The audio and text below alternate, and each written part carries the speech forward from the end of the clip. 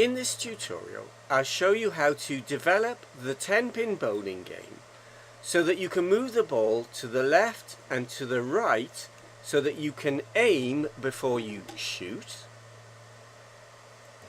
The starting point for this tutorial is the file I made in the first 10-pin bowling tutorial. You can download the file from my website or watch the tutorial and make the file yourself. For demonstration purposes, I'm going to create a new project. Click the render button, click Project Manager, click Hide Stop Projects and create New Project. Call the new project My Bowling 2. Scroll down and click Create Project and back to Projects. Find the new project. Next we need to overwrite the Blender file and use it to overwrite the JSON file. Going back to Blender, File, Save As, go to the blend4web folder, the Projects folder, the My Bowling 2, Blender, click on the file and click Save As to overwrite it. To overwrite the JSON file, File, Export, blend4web JSON. Make sure you're in the Bowling 2 Assets folder. Click on the JSON file and click Export to overwrite it. Going back to Project Manager and clicking the link for the HTML file. The scene loads, but we cannot move the ball or start it rolling. Back in Project Manager, click the Edit link and click the link for the JavaScript file, the .js file.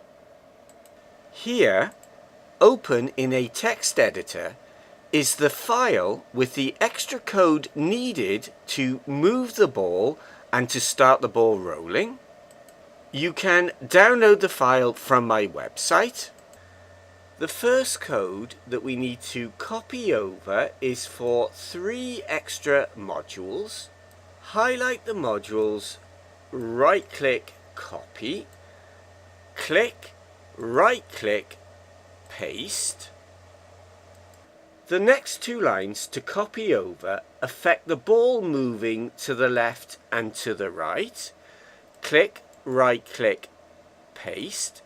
This number affects how quickly the ball moves. This number affects how far the ball can move.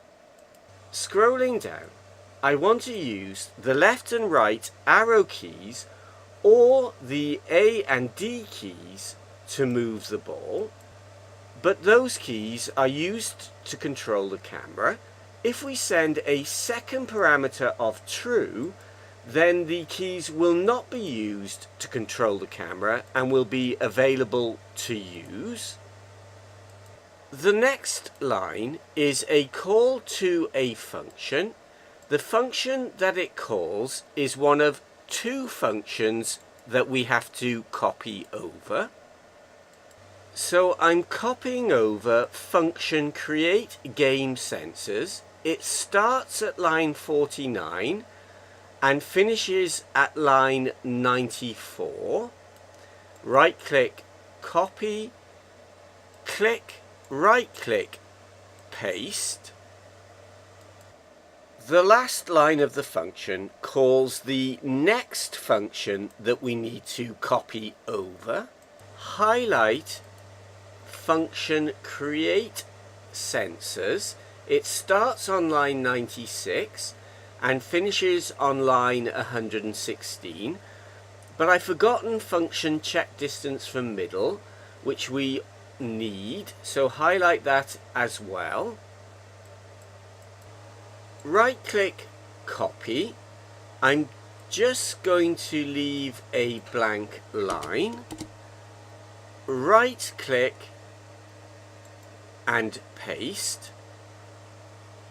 Now comes the interesting part of saving and seeing if it works. but I know it won't work because I forgot to copy over one of the modules. Scroll up, scroll up.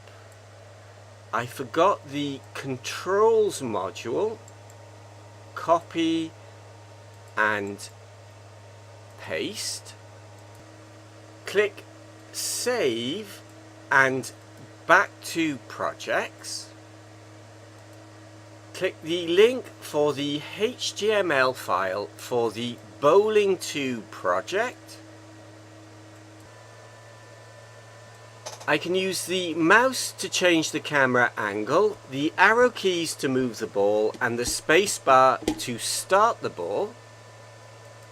Next, I'm going to talk about the code.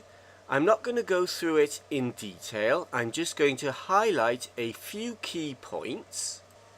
After the scene has loaded, the load callback function is called, the camera controls are enabled, and the create game sensors function is called.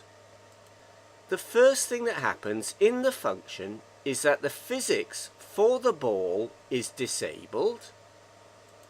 The location of the ball is either controlled by code or by the physics engine.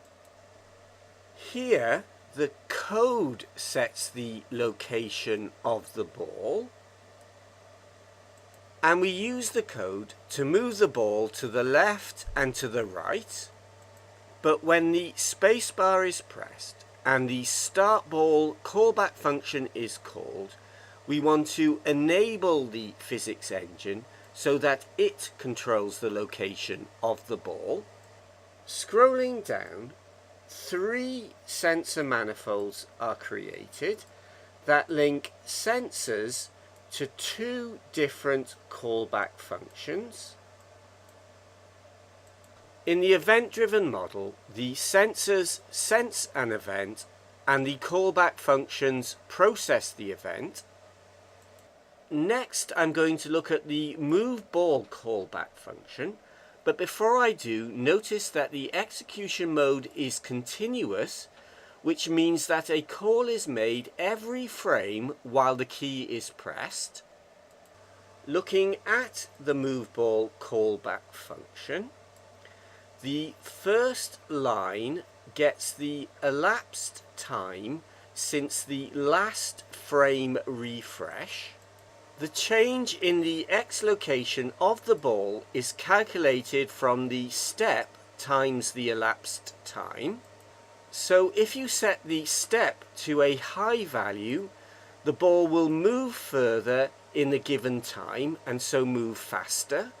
If the left arrow is pressed, the change is added. If the right arrow is pressed, the change is subtracted.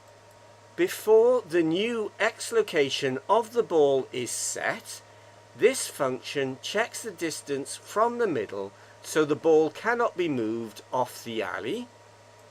I'm going to end the tutorial there. I'll put the files used in the tutorial for you to download at my website. To visit my website, click the eye icon in the top right hand corner.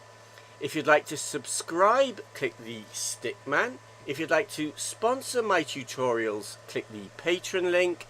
Thanks for watching and goodbye.